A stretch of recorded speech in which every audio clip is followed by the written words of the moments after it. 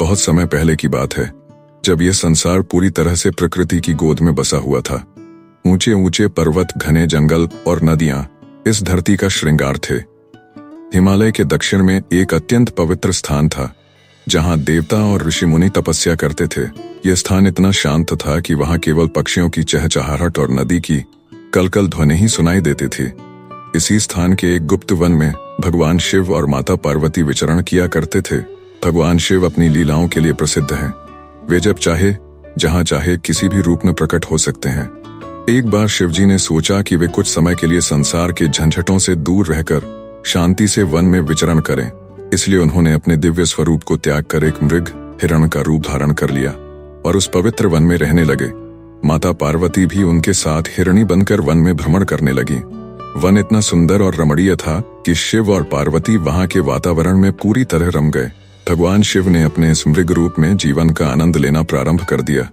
वे हरी भरी घास पर दौड़ते, कभी शीतल जलधारा में कूद पड़ते, तो कभी ऊंचे पेड़ों की छांव में विश्राम करते। उनके इस अद्भुत रूप को देखकर वहां के अन्य मृग भी उनके साथ खेलने लगे। समय बीतता गया और शिवजी ने इस रूप में इतने अधिक समय तक रह लिया कि देवताओं को चिंता होने लगी। ब्रह्मा, विष्णु और अन्य देवताओं ने देखा कि भगवान शिव अब सृष्टि के कार्यों में कोई रुचि नहीं ले रहे हैं और पूरी तरह वन्य जीवन में खो गए हैं। यह देखकर सभी देवताओं ने मिलकर विचार किया कि शिवजी को उनके वास्तविक स्वरूप में वापस लाना होगा, वरना संसार का संतुलन बिगड़ जाएगा। अतः सभी देवता इस पवित्र वन में पहुंचे, जहां शिवजी मृग रूप में निवास कर रहे थे। उन्होंने भगवान शिव को ढूंढना शुरू किया, लेकिन शिवजी अत्यंत तेज गति से भागने लगे।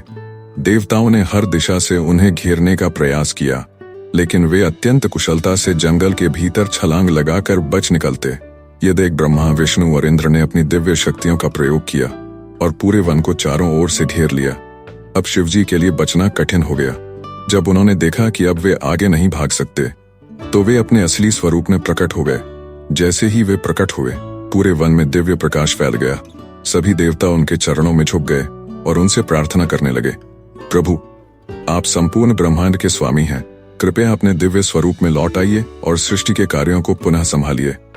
शिवजी मुस्कुराए और बोले, मैं केवल आनंद लेना चाहता था, इसलिए मैंने मृग रूप धारण किया था। किंतु अब जब तुम सबने मुझे ढूंढ ही लिया है, तो मैं पुनः अपने स्वरूप में लौटता हूँ। उस क्षण से शिवजी को पशुपति कहा जाने लगा, जिसका अर्थ है सभी प्राणियों के स्वामी, क्योंकि उन्होंने स्वयं को एक पशु के रूप में प्रकट किया और पूरे वन के मृगों का नेतृत्व किया। इसलिए उन्हें यह दिव्य उपाधि प्राप्त हुई।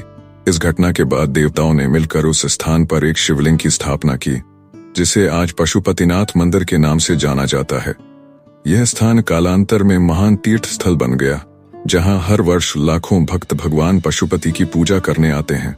भगवान शिव ने इस स्थान को अपने निवास के रूप में चुना और घोषणा की कि जो भी भक्त सच्चे हृदय से यहाँ उनकी पूजा करेगा, उसके समस्त पाप नष्ट हो जाएंगे और वह मोक्ष प्राप्त करेगा।